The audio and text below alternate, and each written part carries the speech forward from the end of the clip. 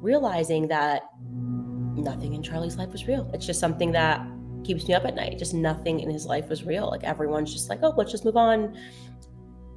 It's so crazy to want to figure out what happened. Let's just start issuing gag orders. And the way to honor him is to give money.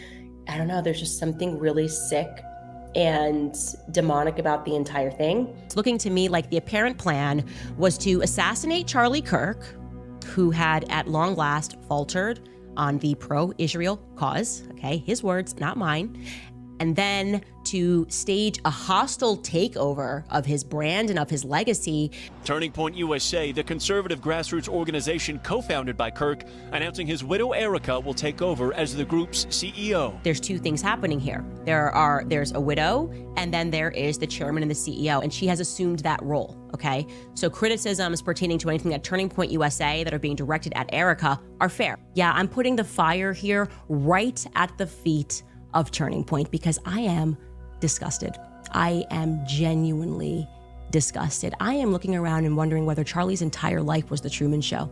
None of you guys are behaving in the way that you should be behaving. But I'm starting to think that the assassination of Charlie Kirk was something akin to a regicide, right? The assassination of a king to install a new ruler who the king would have never approved of. He left me a blueprint in all of his journals, but more so than that, I was his vault for literally everything. He shared everything with me, his vision, his dreams. In the event of his untimely death, like, he just, in the third notebook, he was like, oh, and if I accidentally get shot on campus, here's what you should do. Call Erika, and then after you call Erika, come find this notebook. And in this notebook, you'll see that I am using adjectives like fantastic and heroic to describe Mikey McCoy. My husband's chief of staff, the amazing Mikey McCoy. Why are you doing that? Why do I feel like you're trying to program me? And if during this process of our imagination, common sense comes on and we're like, oh, but wait, Charlie, wasn't he like a boy genius? He's a pretty bright kid. Wouldn't he have maybe formalized that succession plan outside of like a diary? Maybe call one of his many lawyers? Maybe formalize it in a will, because that's what you're supposed to do if you are thinking about dying and you need to make a plan. You make a will. I'm sure he had a will, but no, he wanted to put it in these notebooks. And then the plan was to guilt us, I think, to try to haunt us with the ghost of Charlie's notebooks that we're never going to be allowed to read, but we're supposed to accept that they most definitely read, like for sure. That's what it feels like.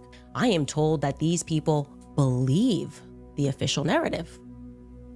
Lone shooter.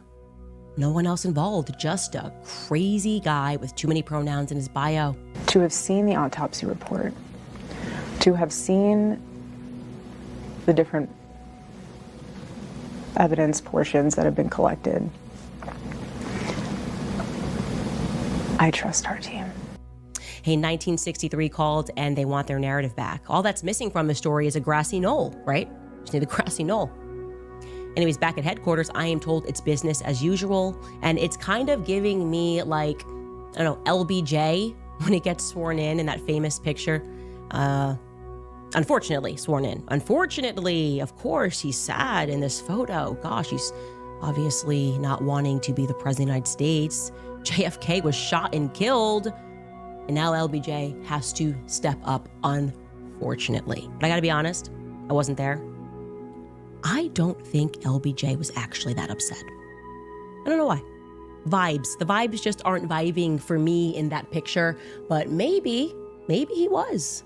Maybe the truth is that LBJ simply, to use an expression, had his wits about him. It becomes clearer and clearer. It just screams at me that this was an inside job, okay?